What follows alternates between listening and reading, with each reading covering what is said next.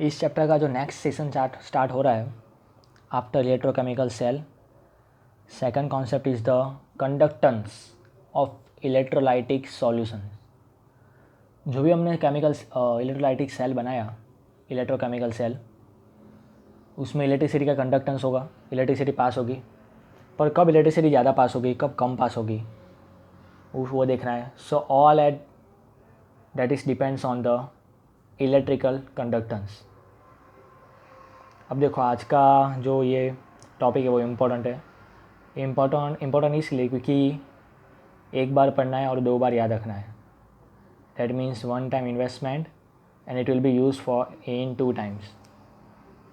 Chemistry चल रहा है लेकिन ये इससे ज़्यादा यूज़ होने वाला है फिजिक्स में, क्योंकि रेजिस्टेंस किस में आता है, फिजिक्स में ही आता है। 10th में हमने पढ़ चुके हैं। So electrical resistance, Ohm's law था 10th में, सब फिजिक्स में फिर से आएगा ही। अभी जो हमको देखना है वो देखना है रेजिस्टेंस, जिसका यूनिट होता है जो हम पढ़ ही गए actually, that is the ohm. Symbol is the this one. Symbol को प्रोनाउंस करना हो तो वो होगा ओमेगा, बाकी हम ओम ही बोलेंगे। तो रेजिस्टेंस यूनिट था उसका ओम।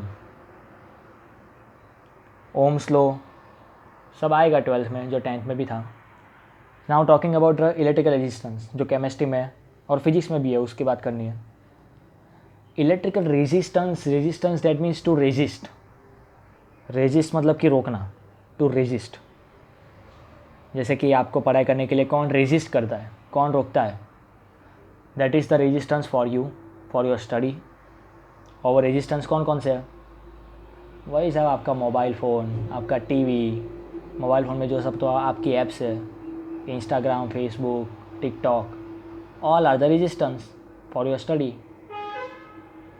फिर योर फ्रेंड्स, कुछ फ्रेंड्स रेजिस्टेंस की तरह काम नहीं करते, अच्छा भी काम करते, लेकिन कुछ तो रेजिस्टेंस ही होते, ठीक है। तो रेजिस्ट, रोकना। रेजिस्ट उसको मैं बोलने वाला हूँ ट्रैफिक। चलो, रेजिस्ट और रेजिस्टेंस दोनों एक ही है। और जो रेजिस्टेंस करेगा, मतलब जो रेजिस्ट करेगा, उसको हम बोलते हैं रेजिस्टर। जैसे जो ड्राइव करता है उसको बोलते हैं हम ड्राइवर, जो वर्क करता है उसको बोलते हैं हम वर्कर, मैनेज करता है उसको मैनेजर। वैसे ही रेजिस्टेंस जो करेगा उसको हम बोलेंगे रेजिस्टर। और ये रेजिस्टर जो है फिजिक्स के लैब में बहुत सारे देखेंगे आप, जब भी प्रैक्टिकल चालू होंगे, प्रैक्टिकल में बहुत सारे रेजिस्टर्स पड़े होंगे जो क्या करेंगे, रेजिस्ट करेंगे, ठीक है। अब रेजिस्ट मतलब कि ट्रैफिक हर एक जगह पे कोई ना कोई तरीके से कुछ ना कुछ तो होता ही है।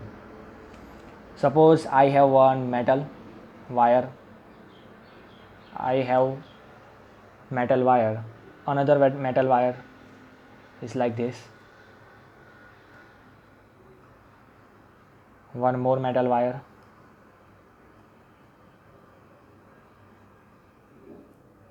and one more। ये 4 मेटल वायर की हमको बात करनी है। So we have 4 wires.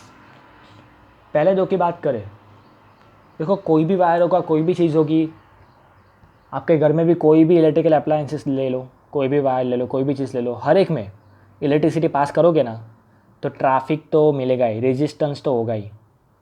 किसी में रेजिस्टेंस कम होता है, किसी में ज़्यादा होता है, ठीक है। हम पहले 2 वायर की बात करें तो दोनों वायर में किस में रेजिस्टेंस ज़्यादा होगा। एक में मुझे इलेक्ट्रॉन को यहाँ से यहाँ ले जाना है, दूसरे में मुझे इलेक्ट्रॉन को यहाँ से यहाँ ले जाना है।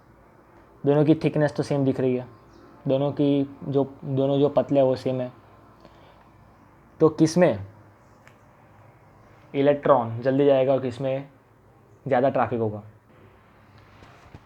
तो सिंपल थिंकिंग, सिंपल सोचो, जितना लंबा जाना हो हमको उतना ज़्यादा मगजमारी, उतना ज़्यादा टाइम लगता है, उतना ज़्यादा बीच में ट्रैफिक होने की प्रोबेबिलिटी ज़्यादा होगी। रास्ता तो दोनों में सेम है, रास्ता एक ही टाइप का है, लेकिन ये लंबा रास्ता है तो ज़्यादा रेजिस्ट होगा, ज़्यादा ट्रैफिक होगा। मतलब ज़्यादा ट्रैफिक हमको ज़्यादा पॉइंट पे होगा, इसमें कम पॉइंट पे कम ट्रैफिक होगा, इसमें ज़्यादा पॉइंट पे वो ट्रैफिक होगा। ट्रैफिक दोनों में सेम ही होगा क्योंकि दोनों रास्ते की चौड़ाई सेम है। सो कहने का मतलब ये है as the length increase then the resistance increase. जितना लंबा जाना उतना ज़्यादा traffic. That means resistance proportional to length. Okay, जितना लंबा जाओ उतना मगजमारी. तो R proportional to L. Resistance directly proportional to length of the wire. ठीक है. अब चलो ये दोनों लेता हूँ मैं, थर्ड एंड फोर्थ. दोनों में लेंथ तो सेम ही है. स्टार्टिंग पॉइंट एंड पॉइंट चलो सेम है लेंथ. लेकिन ये रास्ता पतला है, ये रास्ता थोड़ा चौड़ा है. ये जो रास्ता है जिस पे हमको जाना है वो पतला है और ये रास्ता चौड़ा है. तो फिर पतला रास्ता है तो फिर मगजमारी ज़्यादा, हमको जगह कम मिलेगी जाने की. रेजिस्टेंस ज़्यादा होगा, ट्रैफिक ज़्यादा होगा. यहाँ पे जगह कम है और यहाँ पे थोड़ा चौड़ा रास्ता है. तो जितना रास्ता ज़्यादा होगा उस रास्ते पे हम ज़्यादा ऐसे वैसे करके निकल जाएंगे कि भाई यहाँ पे है लोग तो चलो यहाँ से यहाँ ऐसे ऐसे करके निकल जाएंगे. मतलब कि यहाँ पे रेजिस्टेंस हमको कम लगेगा, ट्रैफिक कम लगेगा, रास्ता बड़ा है. दोनों रास्ते में यहाँ पे भी व्हीकल्स तो सेम ही समझ है कि सब जगह पे व्हीकल सेम है. ओके, इसमें व्हीकल्स ज़्यादा होंगे क्योंकि इसकी लेंथ ज़्यादा है. व्हीकल्स मतलब एटम समझ लो. Okay, the structure of atom. तो इसमें क्या होगा, एटम के बीच में स्पेस ज़्यादा होगा क्योंकि चौड़ाई है ज़्यादा. स्पेस तो होता ही है. इन शॉर्ट एरिया ज़्यादा है तो हमारे पास रास्ते ज़्यादा है तो हम निकल सकते हैं. तो यहाँ पे रेजिस्टेंस हमको कम मिलेगा. इलेक्ट्रॉन के पास यहाँ पे चॉइस ज़्यादा होगी. So area increase then resistance decrease. The cross sectional area, इसको ऐसे तोड़ने के बाद जो हमको यहाँ ये दिखेगा that area, cross sectional area. So this area, cross sectional area increase, resistance decrease. That means inversely proportional. अगर एरिया कम है तो रेजिस्टेंस ज़्यादा होगा, अगर एरिया ज़्यादा है तो आंसर हमारा कम आएगा. Inversely proportional. ओके, चलो दोनों को मिक्स करता हूँ. एल ऊपर है और ए नीचे है. R proportional to L by A. R equal to, proportional दूर किया मतलब एक कांस्टेंट डालना पड़ेगा और यहाँ पे हम कांस्टेंट डालने वाले हैं. दैट इज़ द, इसको क्या बोलेंगे, रो. डेंसिटी को जैसे बोलते थे ना रो वैसे. तो R equal to rho L by A, where rho उसका नाम है रेजिस्टिविटी. कौन सी विटी, resistivity. And that is the constant. Constant मतलब कि सपोज ये कॉपर के वायर थे तो लेंथ एरिया सब अलग अलग, लेकिन चारों चार कॉपर के वायर है तो चारों चार के लिए ये कांस्टेंट रहेगा. Resistivity is constant. हाँ, चारों चार के लिए रेजिस्टेंस का आंसर अलग अलग आएगा पर रेजिस्टिविटी सेम रहेगी. सो रो रेजिस्टिविटी. चलो आर का यूनिट क्या है, ओम. रो का नहीं पता हमको. एल मतलब लेंथ मतलब कि मीटर. एरिया मतलब मीटर स्क्वायर. 1 मीटर कैंसिल, नीचे 1 मीटर बचेगा वो उस साइड. तो रो का यूनिट आ गया ओहम इंटू मीटर. रो का यूनिट आ गया ओहम इंटू मीटर. और फिर हमारे बुक के अंदर एक टेबल दिया है, पेज नंबर 74. उसमें रेजिस्टिविटी तो नहीं दी है पर जो दिया है उसकी बात हमको करनी है. सो रो रेजिस्टिविटी, आर रेजिस्टेंस, दोनों का यूनिट हो गया. ये एक फॉर्मूला याद रखना है. सम्स हमारे केमिस्ट्री में तो नहीं है इस फॉर्मूले पे, पर फिजिक्स में तो इस फॉर्मूले के बिना चलने ही नहीं वाला. ठीक है. अब एक और नई चीज़ आ रही है, रेजिस्टेंस मतलब कि ट्रैफिक जो रोकता है. ये तो हम एक नेगेटिव चीज़ देख रहे हैं कि रोकने वाला, हम कोई कुछ पॉजिटिव देखते हैं, बी पॉजिटिव, कि आगे ले जाने वाला. मतलब कि जो इलेक्ट्रिसिटी बड़ा है, कंडक्टिविटी बड़ा है, ऐसा कुछ. तो जो रोक रहा है रेजिस्टेंस मतलब कि रोकने वाला, ट्रैफिक वाला, उसका उल्टा क्या होगा, रेसिप्रोकल. उसका उल्टा कुछ ना कुछ अच्छा होगा जिसको हम जी नाम देने वाले हैं और जिसको हम बोलेंगे रेजिस्टेंस का उल्टा कंडक्टेंस. कंडक्टेंस मतलब कि जो कंडक्ट करके ले जाए इलेक्ट्रिसिटी, इलेक्ट्रॉन्स को एक जगह से दूसरी जगह पे ले जाए जितनी जल्दी हो सके. तो reciprocal of resistance is called as conductance, conductance G. Reciprocal मतलब कि 1/ओहम, 1/ओहम मतलब कि ओहम, जी हाँ ओहम इनवर्स। 1/ओहम मतलब कि ऊपर लिखो तो क्या होगी -1 power ohm inverse. Ohm inverse को ऐसा भी कहा जाता है, ओहम इनवर्स जो है उसको सीमेन भी बोलते हैं। मतलब कि ओहम इनवर्स यूनिट लिखूँ या तो फिर सिर्फ एस लिखूँ, एस मतलब कि सीमेन, दोनों का मतलब सेम ही है। ओहम इनवर्स इतना बड़ा, उससे अच्छा सीमेन, एक नाम है तो है। हाँ तो R इक्वल टू क्या था, रो एल बाई ए। दोनों साइड में उल्टा कर देता हूँ, 1/R इक्वल टू क्या हो जाएगा, A upon rho L. 1/R मतलब कि G, G इक्वल टू क्या आ गया, A अपॉन रो एल। अब 1/R रेजिस्टेंस का उल्टा कंडक्टेंस किया तो 1/रो, 1/रो दैट मीन्स रेजिस्टिविटी, उसका भी उल्टा कर देते हैं। तो 1/रो को मैं यहाँ पे लिखने वाला हूँ ऐसा कुछ। एक्चुअली ये जो मैंने लिखा है वो उसको ऐसे लिखते हैं, पर हम तो नॉर्मली के ही लिखेंगे। ओके 1/रो रेजिस्टिविटी का उल्टा जिसका नाम है कंडक्टिविटी। रेजिस्टेंस का रेसिप्रोकल, रेजिस्टेंस का रेसिप्रोकल कंडक्टेंस, तो रेजिस्टिविटी 1/रो, रेजिस्टिविटी का उल्टा क्या होगा, कंडक्टिविटी। इसको प्रोनाउंस किया जाता है, ये जो सिंबल है दैट इज़ कॉल्ड कप्पा। क्या, कटप्पा, कटप्पा नहीं कप्पा, ना ही किसी के पप्पा, ये है कप्पा।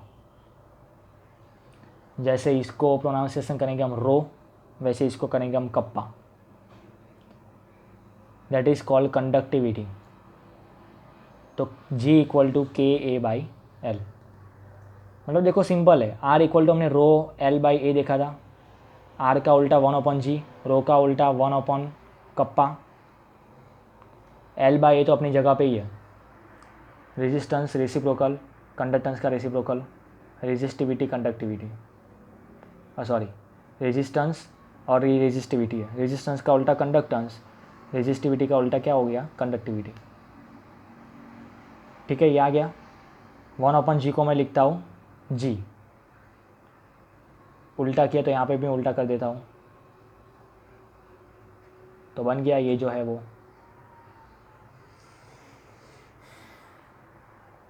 रो, उसका यूनिट था ओहम इंटू मीटर, तो कप्पा उसका यूनिट होगा ohm inverse into metre inverse, या तो फिर siemens into metre inverse. Ohm inverse को सीमेंस भी बोला जाता है, तो सीमेंस इंटू मीटर इनवर्स। तो कंडक्टिविटी, जिसकी कंडक्टिविटी ज़्यादा होगी उसमें से इलेक्ट्रिसिटी ज़्यादा पास होगी, उसमें हमको ट्रैफिक कम लगेगा। तो एक टेबल दिया है पेज नंबर 74 पे, जस्ट फॉर इन्फॉर्मेशन, याद नहीं रखना है। कंडक्टिविटी सबकी दी है, किसकी ज़्यादा किसकी कम, वो सब लिखा है। सबसे ज़्यादा कंडक्टिविटी है, जी हाँ सिल्वर की है, उससे थोड़ी कम कॉपर की, और कॉपर से कम गोल्ड की है। फिर बाकी सब है इंसुलेटर, कंडक्टर, इंसुलेटर, वो सब तो अभी हम बात करेंगे। तो कॉपर 5.9 10⁻3, इसलिए हमारे घर पे जो इलेक्ट्रिसिटी आती है उसमें वायर्स जो होते हैं, वायर्स, कोई भी वायर देखो वो सब कॉपर के बने हुए होते हैं।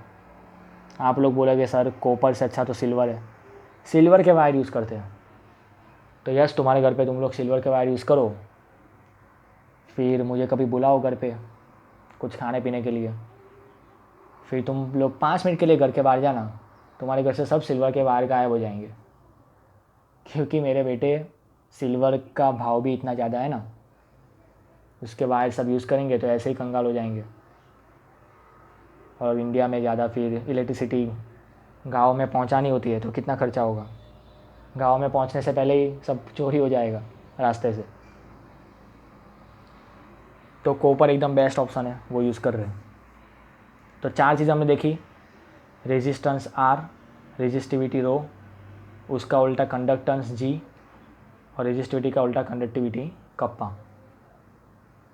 अब कंडक्टिविटी किसी की ज़्यादा होती है, किसी की कम होती है. So based on conductivity there are 3 types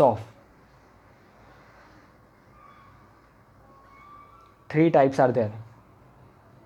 3 type कर रहे हैं बेस्ड ऑन द कंडक्टिविटी. तो 3 मटेरियल्स को 3 में डिवाइड कर दिया. मटेरियल्स को पहला जो है उसका नाम है कंडक्टर्स, मतलब कि जो बस चलाते हैं वो.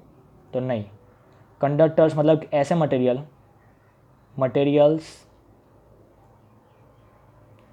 Which have very high conductivity, or you can say it is a conductor which have good materials which have good conductivity, जिसकी मस्त कंडक्टिविटी होगी, मस्के की तरह उसके अंदर इलेक्ट्रिसिटी पास होगी. That is called conductors. कोई भी मेटल का नाम सोचो, यहाँ पे लिख दो. Copper, nickel, cobalt, magnesium, gold, silver, all are the conductors. उसके अलावा चलो मेटल्स तो हो गए. उसके अलावा alloys, all the alloys. Alloy मतलब कि मिक्स मेटल, 2-3 मेटल को मिक्स करो. ब्रास, ब्रॉन्ज, वो सब भी कंडक्टर्स है. तो ये सब तो मेटल्स की बात होगी. नॉन मेटल में कोई ऐसा है कि नहीं? तो यस, नॉन मेटल्स में से भी बनाए जा सकते हैं जिसकी कंडक्टिविटी हाई होती है. कुछ गिने चुने लोग हैं. एक है कार्बन ब्लैक, कार्बन में से बनाया हुआ एक स्पेशल मटेरियल. ग्रेफाइट, तो सबको पता ही है. And some organic polymers. Polymer नाम का चैप्टर हमको केमिस्ट्री में दिखना ही है. तो कुछ पॉलीमर ऐसी है जिसकी कंडक्टिविटी हाई है. Some organic polymers. Okay. Then after insulators. Insulator, that means some materials which have very less conductivity. बहुत ही कम. ना बोलो तो भी चलेगा, मतलब है ही नहीं, ऐसा बोलो तो भी चलेगा. 10⁻² के माइनस पावर, 10⁻² मतलब -5, 10⁻², 10⁻³ ऐसा कुछ. इंसुलेटर्स 10⁻⁻2-3 तो नहीं, वो तो बहुत ज़्यादा ही हो गया. इंसुलेटर मतलब 10⁻⁻16, 10⁻⁻18 वैसा पहुंच जाएगा. 0.0000 चलते ही जाओ, मतलब 0 ही समझ लो. और उनके एग्जाम्पल्स है वही सब, ग्लास, सिरेमिक्स. सिरेमिक्स मतलब कि मिट्टी, पत्थर, वो सब, बहुत सारे मिट्टी, बहुत सारे पत्थर, सम सिरेमिक्स. तो लो कंडक्टिविटी वैसा. और तीसरा आता है सेमी कंडक्टर्स. सेमी मतलब कि इन दोनों के बीच में सिचुएशन, जिसकी कंडक्टिविटी बहुत भी हाई नहीं होगी, बहुत कम भी नहीं होगी. 10⁻⁻2, 10⁻3, 10⁻4 के आसपास, थोड़ी बहुत वैसा. That means conductivity between conductors and insulators,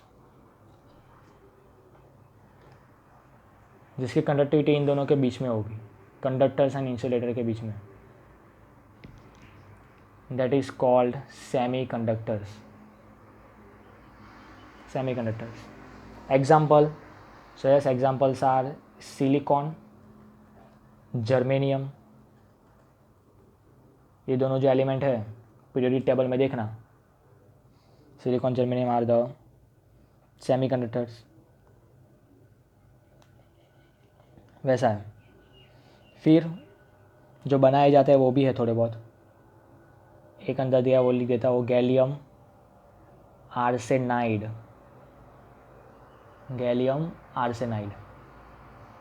ठीक है, वैसा. तो ये 3 तो है. अभी हमने देखा सिल्वर, उसकी कंडक्टिविटी सबसे हाई थी. मुझे उससे भी ज़्यादा कंडक्टिविटी चाहिए. इतनी ज़्यादा कंडक्टिविटी चाहिए, इतनी चाहिए कि मतलब बीच में कोई ट्रैफिक लगे ही नहीं, डायरेक्ट सुमड़ी में इलेक्ट्रॉन निकल ही जाए पूरा का पूरा रास्ते से। ओके, लाइक अ लाइट, जैसे लाइट जाते हैं उसकी मतलब स्पीड में बिना कुछ टेंशन के, कोई ट्रैफिक के बिना निकल ही जाए। वेरी हाई कंडक्टिविटी ऐसा कुछ चाहिए। तो ऐसा होता है। एक और टाइप हम देख रहे हैं, fourth one, special type. Certain materials which have very high conductivity। Very मतलब कि आप लोग सोच भी नहीं सकते। Very high conductivity that means resistance is approximately zero. Traffic मतलब लगभग ज़ीरो हो गया है, ज़ीरो के बहुत ही पास, 0 ओम समझ लो। तब तो फिर अगर रो ज़ीरो हो गया, आर ज़ीरो हो गया, तो 1/r जिसको हम कंडक्टेंस बोलते हैं, वो तो मतलब इन्फाइनाइट के आसपास पहुंच जाएगा। अगर जी इन्फाइनाइट के आसपास है तो फिर वो अपना आंसर कप्पा भी जी के इन्फाइनाइट के आसपास आएगा। आसपास मतलब इन्फाइनाइट तो नहीं होगा, but very high conductivity. That type of material is called as super conductor. जी हाँ, स्पाइडरमैन सुपरमैन की तरह सुपर हीरो आ गया, सुपर कंडक्टर्स। और फिर ऐसे कहाँ पे देखने को मिलते हैं? तो ये जो हमारे मेटल्स एंड एलॉय है ना, वो लोग ही सुपर कंडक्टर की तरह बिहेव करते ही है, पर कब? At very low temperature. अगर हम उनका टेम्परेचर कम करें 0 से लेकर 15 केल्विन के बीच में ला दें, इतने आसपास। केल्विन से सेल्सियस में जाना हो तो क्या करना पड़ेगा? 273 माइनस करना पड़ेगा, मतलब -250 डिग्री सेल्सियस से भी कम, -250 सेल्सियस से भी कम। इतना तो मतलब अभी लैब में भी हम गए नहीं हैं, पर थियोरिटिकली पता चला कि यहाँ पे वो लोग सुपर कंडक्टर बन जाएंगे। हाँ, लैब में हम गए हैं, कुछ ऐसे सिरेमिक मटेरियल्स हैं,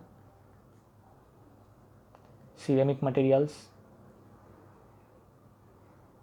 एंड मिक्स्ड ऑक्साइड, वो लोग अराउंड 150 केल्विन के आसपास सुपर कंडक्टर जैसा बिहेव करते हैं। 150 केल्विन मतलब उनका टेम्परेचर थोड़ा हाई है, ज़्यादा कम मत करो, -125 डिग्री सेल्सियस के आसपास जाओ तो भी वो लोग सुपर कंडक्टर बन जाएंगे। पर अब वो भी बहुत कम है, अभी और रिसर्च करना पड़ेगा कि ऐसा कोई मटेरियल फाइंड करो जिसको रूम टेम्परेचर पे वो सुपर कंडक्टर बन जाए। अगर ऐसा हो गया तो फिर जो इलेक्ट्रिसिटी का लॉस होता है वो बहुत कम हो जाएगा, ट्रैफिक की वजह से जो लॉस होता है, रेजिस्टेंस की वजह से। ओके, तो ये है। अब ये सब देख तो लिया कंडक्टर्स कि भाई गोल्ड सिल्वर के सबसे हाई है, इंसुलेटर्स ग्लास सिरेमिक की तो बहुत ही कम होती है, सेमी कंडक्टर के बीच में होती है। लेकिन ऐसा क्यों होता है? What is the main reason behind that? क्यों इसकी ज़्यादा है, क्यों इसकी कम है? What are the reason? That means conductance और कंडक्टिविटी दोनों किस पे डिपेंड रखते हैं? कोई भी मटेरियल की कंडक्टिविटी या कंडक्टेंस ज़्यादा है कम है, वो किस पे डिपेंड रखेंगे? तो पहला तो अपने खुद के अंदर, उसके नेचर के ऊपर कि भाई वो कैसा है, nature and structure of that metal, और वी कैन से एलॉय। उसमें अरेंजमेंट कैसी है, उसका मतलब एटॉमिक नंबर, वो सब बहुत डिपेंड रखता है। Second one is valence electrons पर एटम। जितने ज़्यादा वैलेंस इलेक्ट्रॉन होंगे उतनी ज़्यादा इलेक्ट्रिसिटी होगी। And the third one is the temperature, जो हमने अभी देखा, टेम्परेचर कम कर रहे थे तो कोई सुपर कंडक्टर बन रहा था। So this is the phenomenon on which they are depend. तो ये पूरी के पूरी चीज़ अभी तक जो भी देखी वो फिर से आएगी हमारे फिजिक्स में आएगी। Okay, formula for the resistance R = ρL/A, R का यूनिट, रो का यूनिट, फिर 1/r और 1/ρ। 1/r मतलब जी कंडक्टेंस, 1/ρ मतलब कप्पा कंडक्टिविटी, उनके भी यूनिट देख लिए हमने। फिर आया 3 टाइप्स कंडक्टर्स, इंसुलेटर, सेमीकंडक्टर, और फिर सुपर कंडक्टर कब कहाँ मिलता है वो हमने देखा, सबके एग्जाम्पल देखे और डिपेंड किस पे रखते हैं। थोड़ा फिर से डाउट हो तो फिर वीडियो रिवर्स करके फिर से देख लो, हमारे पास ऑप्शन है। That is the advantage of YouTube. ठीक है, कोई टॉपिक कहीं पे एक लाइन में बोलूँ और वो लगे यार ये सर ने क्या बोल दिया, तो वहीं पे पॉज करो, सोचो, फिर भी समझ में ना आए तो 10 सेकंड पीछे जाओ, फिर से वो सुनो। ये सब एडवांटेज उठाओ, ये सब बोलना नहीं पड़ता, समझो, खुद ही समझ के यूज़ करो, एडवांटेज उठाओ यूट्यूब का। चलो, अभी तक जो हमने देखा वो सब तो मटेरियल्स के लिए देखा, पर हम जो ये देख चुके हैं, ये ऐसा हम डालते थे, दोनों को हम ज्वाइन करते थे, गैल्वेनोमीटर लगाते थे, और ये यहाँ आता था सॉल्ट ब्रिज, यहाँ पे एक सॉल्यूशन था, यहाँ पे सॉल्यूशन था। इसमें हमारी कंडक्टिविटी किस पे डिपेंड रखती है? So here conductivity depends on the solution. हाँ, ये वायर जो है वायर पे तो डिपेंड रखेंगी, लेकिन वायर में तो बहुत, ये कॉपर का वायर ले लिया, उसकी कंडक्टिविटी तो बहुत हाई है। मेन ये सॉल्यूशन पे डिपेंड रखेगी। फिर इसमें भी जो हमने सॉल्ट भरा है, सॉल्ट ब्रिज में सॉल्ट, उसके सॉल्यूशन, वो जो सॉल्ट है उस पर डिपेंड रखेगी। So conductivity in our electrochemical cell, conductivity depends on the solution. Solution के कौन कौन से पॉइंट पे डिपेंड रखेगी? हम 11th में इक्विलिब्रियम में पढ़ ही चुके हैं कि जो वाटर होता है ना, वाटर भी अलग अलग होके उसमें आयंस होते हैं। अगर आयंस इसमें नहीं होंगे ना तो कंडक्टिविटी मिलने ही नहीं वाली। ये पॉजिटिव नेगेटिव क्या करते हैं, पॉजिटिव नेगेटिव के पास जाएगा, नेगेटिव पॉजिटिव के पास जाएगा, तब जाके हमको इलेक्ट्रिसिटी मिलेगी। Electricity that means flow of charge, flow of positive charge, flow of negative charge. तो अकेला वाटर, उसके अंदर भी कंडक्टिविटी होती है जो बहुत कम होती है, क्योंकि ये बहुत कम होता है, ये जो हो रहा है डिसोसिएशन वो बहुत ही कम होता है। पर उसके अंदर हमने सॉल्ट डाला, एसिड बेस डाला, तो कंडक्टिविटी इंक्रीज हो जाएगी। सपोज़ इसमें हमने डाला था ZnSO4, इसमें हमने डाला था CuSO4, तो डालने के बाद वो लोग अलग अलग हो जाते हैं, आयंस बन जाते हैं, आयंस Zn+2 SO4-2। फिर ये आयंस अंदर अंदर मोशन करेंगे, तब जाके हमको इलेक्ट्रिसिटी मिलेगी। पर जो मोशन करेंगे उसमें क्या होगा, उसमें भी आएगा ट्रैफिक, आएगा रेजिस्टेंस आएगा। Okay, so conductivity of solution is depends on which thing? Conductivity of solution is depends on which thing? किस किस पे डिपेंड रखेगा? So first one is the nature. Nature तो आ ही जाएगा, नेचर ऑफ सॉल्यूशन एडेड। तुम लोग sulphuric acid add करो या हाइड्रोक्लोरिक एसिड ऐड करो, दोनों एसिड में बहुत फ़र्क है, दोनों का नेचर अलग अलग होता है। So obviously nature.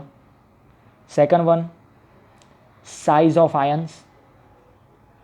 अगर आयन की साइज़ छोटी छोटी होगी तो वो फटाफट भागेंगे, इलेक्ट्रिसिटी ज़्यादा मिलेगी। बड़े बड़े आयंस होंगे तो वो उनकी स्पीड कम होगी। Okay, size of ions and their solvation. Solvation that mean ZnSO4 के मैंने 100 पार्टिकल्स डाले तो 100 के 100 ये अलग अलग नहीं हो जाएंगे। जितने ज़्यादा अलग अलग होंगे, जितना ज़्यादा सॉल्व अंदर डिसॉल्यूशन होगा, उतनी ज़्यादा हमको क्या मिलेगी, इलेक्ट्रिसिटी मिलेगी, ज़्यादा कंडक्टिविटी मिलेगी। Okay, number 3, nature of solvent and its viscosity. मतलब कि ये ZnSO4 का सॉल्यूशन है, मतलब इसमें सॉल्यूट ZnSO4 है, सॉल्वेंट तो वाटर ही है। तो nature of the solvent, water के अलावा मैं अल्कोहल ले लूँ, बेंजीन ले लूँ, कुछ भी ले लूँ। सपोज़ मैंने यहाँ पे ले लिया हनी, ले लिया हनी, शहद ले लिया, तो हनी तो बहुत जाड़ा होगा, उसकी विस्कोसिटी बहुत हाई होगी, तो इतने जाड़े जाड़े सॉल्यूशन के अंदर ये जो आयंस होंगे वो तैर ही नहीं पाएंगे, एक जगह से दूसरी जगह जा ही नहीं पाएंगे। तो हमको एकदम पतला लिक्विड चाहिए। So it's depends on viscosity and nature of solvent. फिर ये तो आएगा ही भाई, डिपेंड्स ऑन कॉन्सेंट्रेशन। जितने ज़्यादा आयंस होंगे, जितने ज़्यादा कॉन्सेंट्रेशन होगी उतने ज़्यादा अंदर आयंस होंगे, उतनी ज़्यादा इलेक्ट्रिसिटी मिलेगी। और फिफ्थ वन ये भी आएगा, टेम्परेचर। अगर टेम्परेचर इंक्रीज़ करेंगे तो सॉल्युबिलिटी इंक्रीज़ होगी, ज़्यादा अंदर डिसोल्यूशन होगा, सॉल्यूशन ज़्यादा, कॉन्सेंट्रेशन इंक्रीज़ होगी टेम्परेचर इंक्रीज़ करेंगे तो, और हमारी कंडक्टिविटी भी क्या होगी, इंक्रीज़। तो ये सब बस समझना है। अगर मैं मटेरियल की बात करूँ, कोई मेटल की बात करूँ, तो उसमें किस पर डिपेंड रखता है, कंडक्टिविटी। तो nature and structure, valence electron कितने और टेम्परेचर। अगर हमने बना दिया सॉल्यूशन, तो सॉल्यूशन में मुझे पास करनी इलेक्ट्रिसिटी, तो किस पर डिपेंड रखेगा, तो nature of the solution added, nature of the solute added, ऐसा लिखता हूँ। चलो, नमक डाला है कि शुगर डाला है, कौन सा डाला है, उस पर डिपेंड रखेगा। Nature of the solute and nature of the solvent and its viscosity, size of the ion and their solvation, concentration and temperature,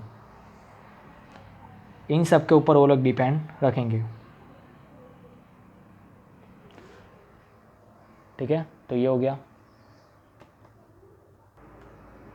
हाँ, तो किस पे डिपेंड रखता है वो तो हमने देख लिया। कंडक्टिविटी हमारे सॉल्यूशन की किस पे डिपेंड रखती है। अब वो कंडक्टिविटी को हमको मेज़र करना है कि zinc sulphate, copper sulphate, magnesium chloride, magnesium sulphate, हर एक सॉल्यूशन मैंने बनाया और हर एक सॉल्यूशन की कंडक्टिविटी कितनी है, किस में ज़्यादा कंडक्टिविटी है, किस में कम है, वो हमने टेबल देखा था, टेबल, वो पूरा टेबल बनाना है मुझे हर एक सॉल्यूशन के लिए। तो उसके लिए देखते हैं क्या करना होगा। पहले तो उसके लिए वो मेज़र करने के लिए हमको एसी करंट ही चाहिए। डीसी करंट में ना उनका कॉम्पोजिशन चेंज हो जाता है, डीसी करंट में जो कॉन्सेंट्रेशन होगी वही चेंज हो जाएगी, वो अफेक्ट करेगी सॉल्यूशन को, तो एसी करंट चाहिए। और दूसरा स्पेशली डिज़ाइन सेल चाहिए, स्पेशली डिज़ाइन मेन बोल तो स्पेशली डिज़ाइन वेसल, एक ऐसा कंटेनर, एक ऐसा बर्तन चाहिए जो मतलब कुछ ऐसा टैसा नहीं, स्पेशल हो।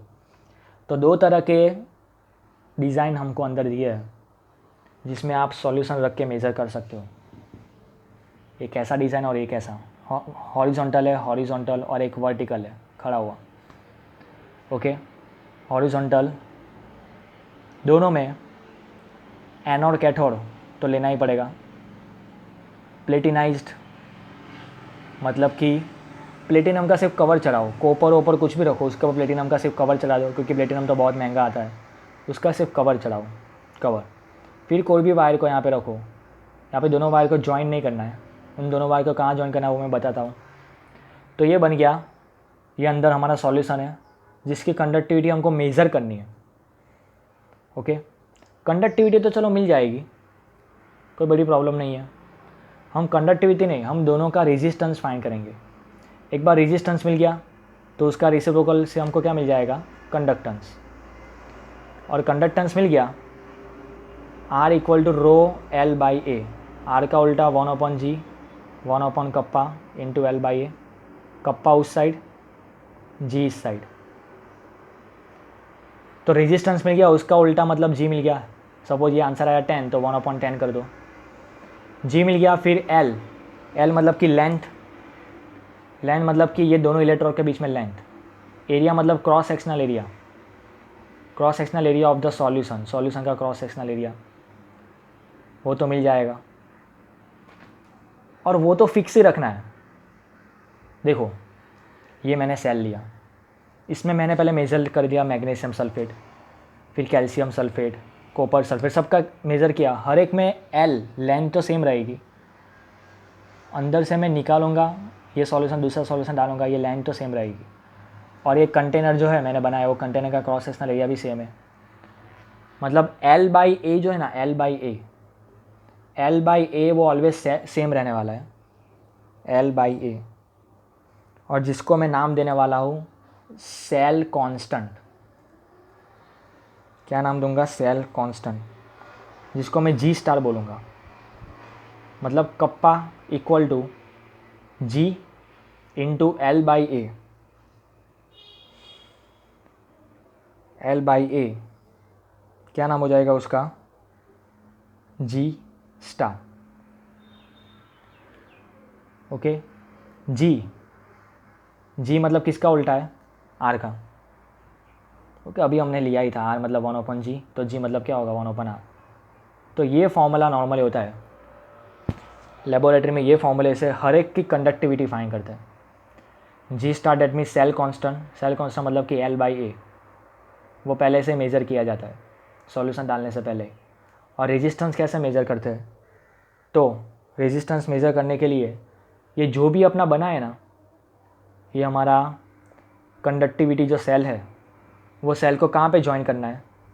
वो सेल को यहाँ पे ज्वाइन करना है। देखो, कंडक्टिविटी सेल को मैंने यहाँ पे ज्वाइन किया, फिर आगे और बहुत सारी चीज़ें।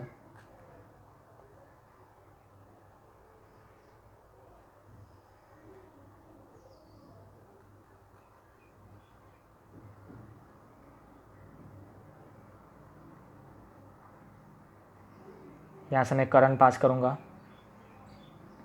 ओके, ये अपना गैल्वेनोमीटर है, यहाँ से मैं करंट पास करूँगा।